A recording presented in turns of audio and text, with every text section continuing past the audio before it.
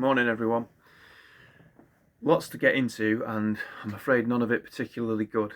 It's been an awful week for United again, on and off the pitch.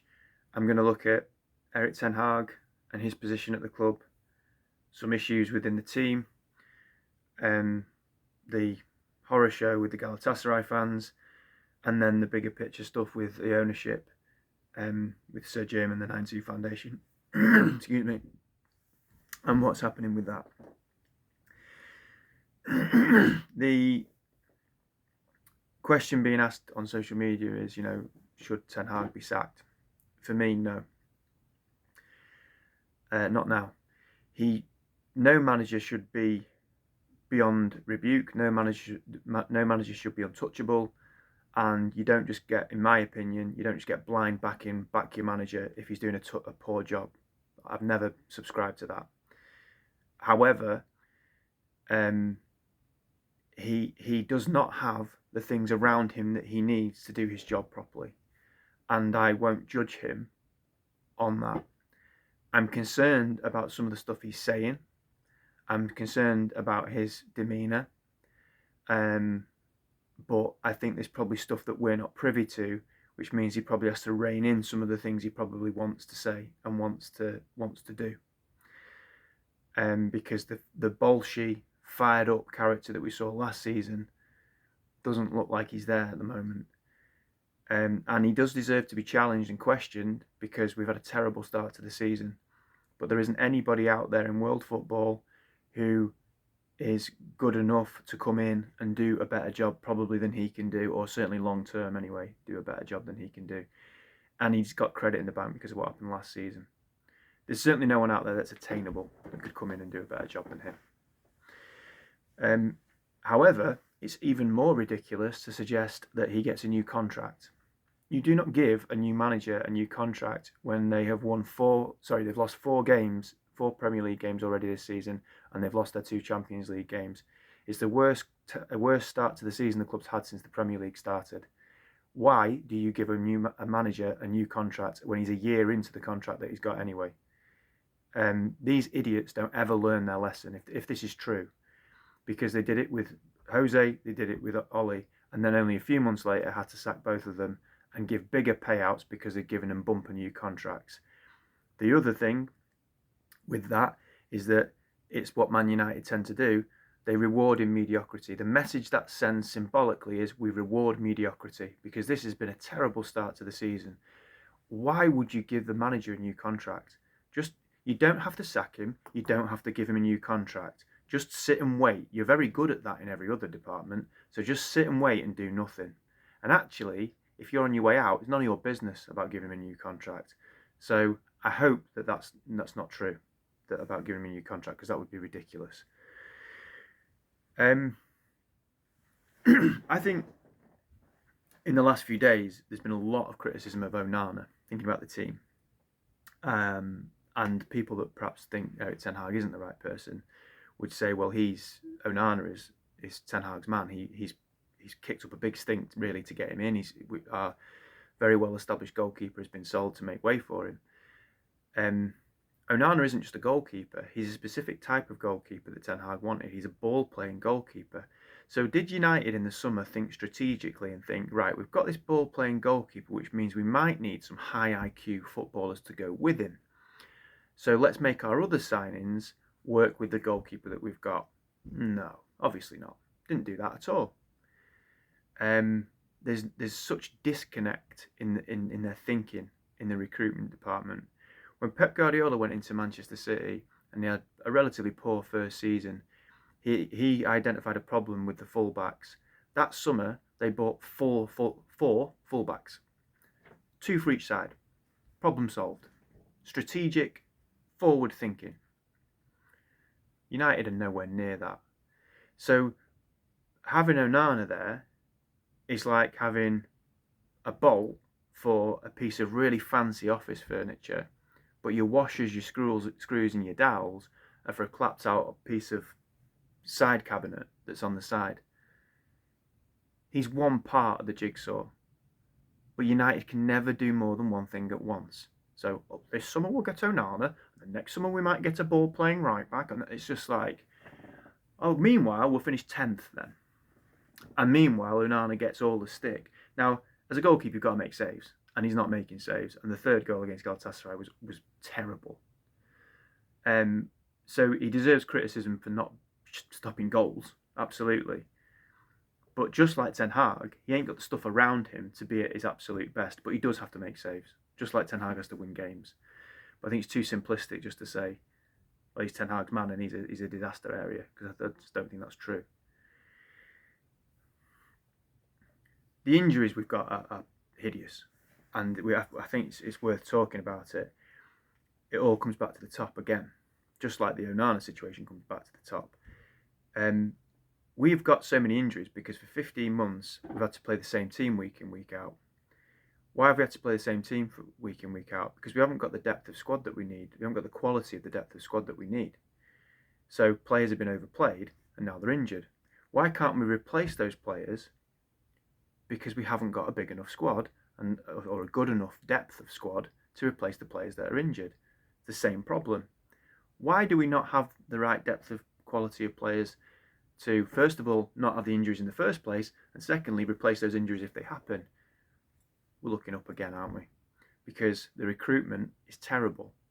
Because we don't have good enough recruitment to bring in the right type of people to have a squad that Erik ten Hag can trust. And we can argue forevermore that perhaps he shouldn't play Amrabat left back, and he makes mistakes and stuff. Yeah, you can say all that, but he's playing square pegs in round holes because we've got an injury crisis, because we haven't got a good enough squad. And we haven't got a good enough squad because of the owners. It all comes back to the same thing. On to other stuff. The Galatasaray fans in our end, and it wasn't just a few of them, there was large pockets of the ground were filled. Our home section were filled with Galatasaray fans. Now, I nearly did this video yesterday before the club had the brass neck to come out and blame United fans for that situation. So I'm going to go off what I know. And what I know is the club sold those tickets to Galatasaray fans, knowing they were Galatasaray fans, for a few extra quid. That's what happened. If that was Copenhagen fans, you'd say, you cheeky bastards, you greedy bastards doing that. Not that the Glazers or the club would be greedy for doing that to make a few extra quid. The fact it's Galatasaray fans takes it to a whole new level. It is neglecting your duty of care to our fans, because I don't care if this is controversial, Galatasaray fans are known thugs.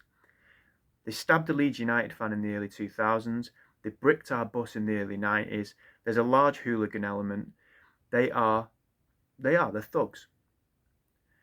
And you are happy to sell tickets to those fans and put them in our home end, where they've intimidated, scared young kids that have come to the game, perhaps for their first experience of Old Trafford. There's loads of people in phone-ins and on Twitter saying, took my kid to the game, my kid was scared. There's a couple of Reds on Facebook and Twitter and things who've pretty handy lads by the look of them, that have said, look, I was a bit uneasy myself.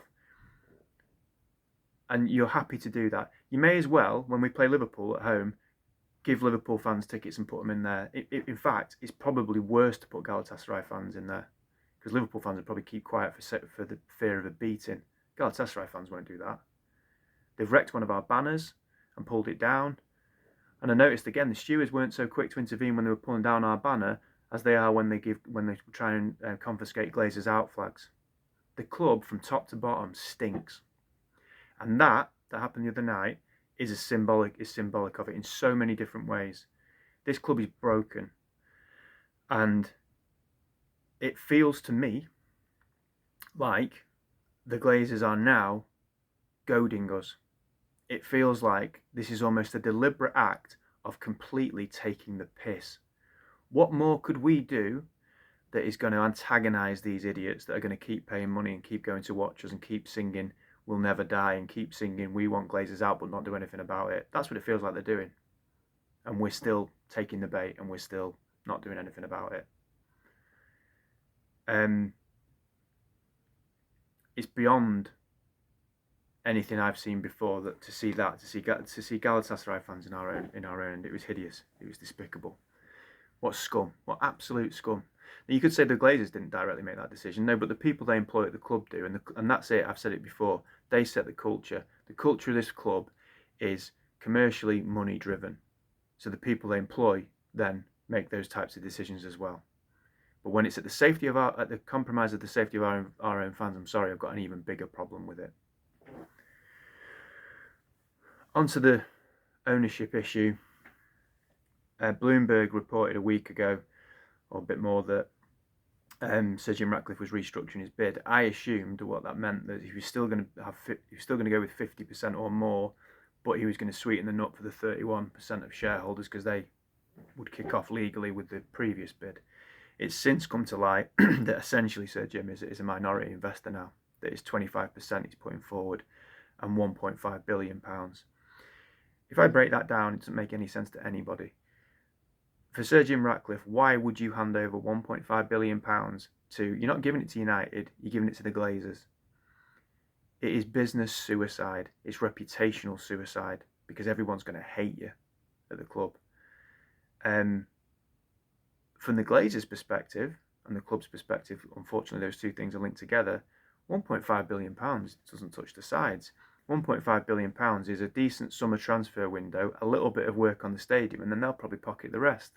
And then in a year or 2 years' time, we're back in exactly the same situation that we're in now.